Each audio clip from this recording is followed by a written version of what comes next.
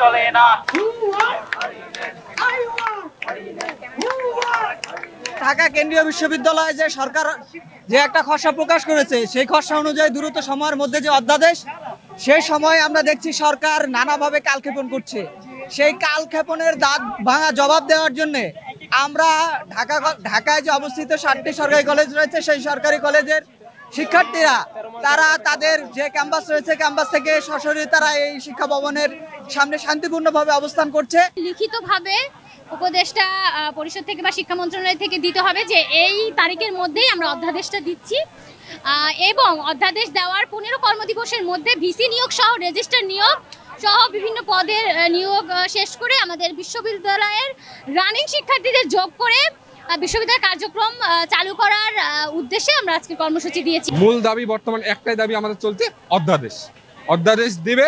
আমরা অধ্যাদেশের নির্দিষ্ট একটা ডেট দিবে যে 2 দিন, 3 দিন বা 1 দিন।